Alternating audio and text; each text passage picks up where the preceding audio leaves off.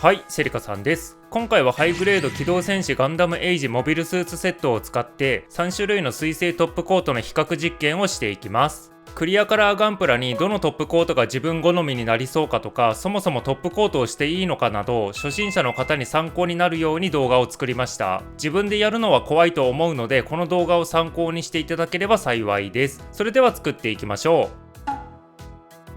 実験の前にこのガンプラの注意点を説明します。見ての通り4体のガンプラがセットになった商品なので、たくさんのランナーがごちゃ混ぜで入っています。このままだと非常に作りにくいので、ランナーをそれぞれガンプラごとに分けたいのですが、クリアカラーガンプラだとランナーのタグが非常に見えにくいです。こんなのを説明書を見ながら毎回探してたらストレスが溜まってしまいます。なので必要なランナーをすぐに見つけられるように名札をつけた方がいいです。自分の場合はマスキングテープを貼ってそれにマジックで名前を書いています。これで間違って別のガンプラのパーツを切ることが少なくなるのでやっておきましょう。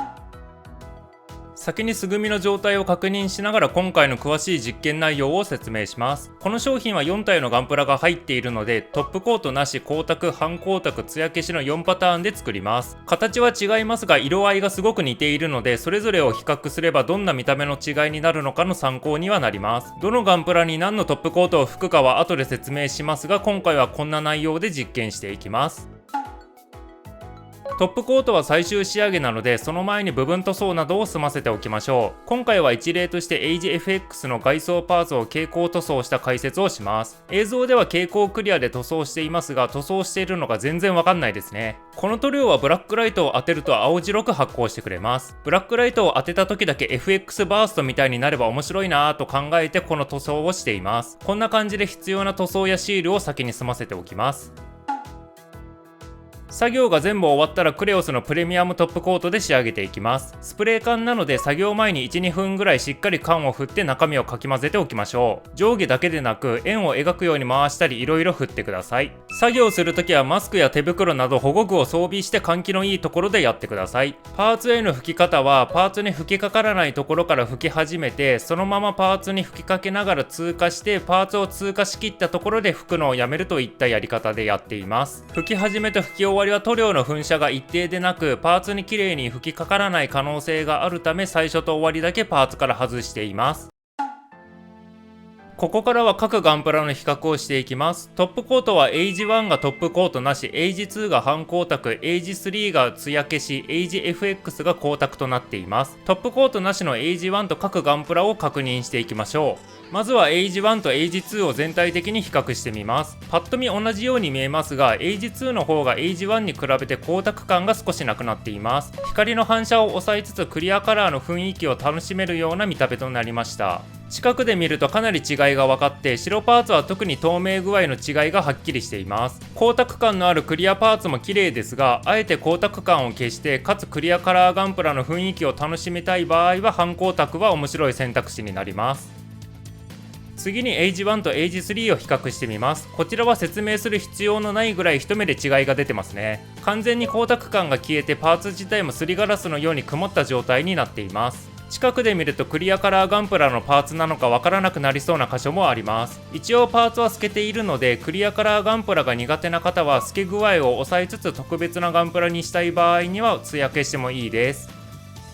今度はエイジ1と HFX を見てみますが、遠目からだと違いがほぼわからないです。ただ光沢トップコートの FX の方が全体的にパーツの艶が統一されているような感じはしました。近くで見ると FX の方がパーツの透明具合が上がっていると感じました。個人的には光沢トップコートをした方が好きなので、他のクリアカラーガンプラでもやっていますが、トップコートが不安な方はやらなくてもそこまで大差ないです。もしやるならシールやデカールの保護目的でやった方がいいです。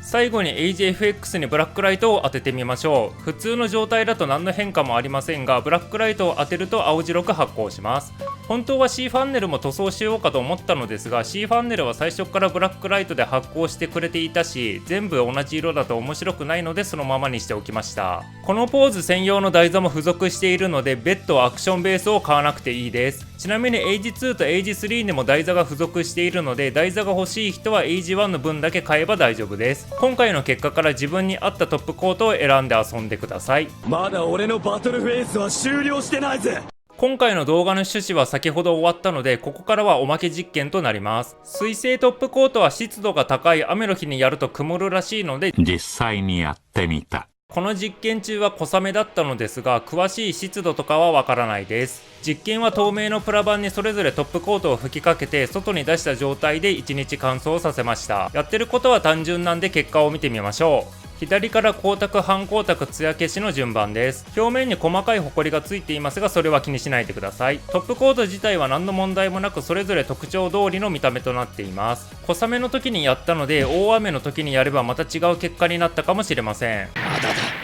まだ終わらんよ。なので今度はお風呂でやってみました。絶対にトップコートを曇らせたいと思ったので、お風呂に入るついでにここで乾燥させてみました。もちろんトップコートは別の場所で拭いてからすぐここに持ってきています。残念ながら自分のお風呂シーンはないので、結果だけ見ていきましょう。しっかり曇らせることに成功しました。お風呂に入りながら放置してたので、水滴がついた箇所もおかしなことになっています。光沢は水滴がついたところがえぐられてるような見た目になっていますが、それ以外は割と普通です。半光沢と艶消しがもろに影響が出て、いつもとは違う曇り方をしています。どれくらいの湿度だとこうなるのか分かりませんが、湿度が高いところでのトップコートは危険だと実際に確認できました。トップコートをやるなら湿度が低い晴れた日にやった方が安全ですね。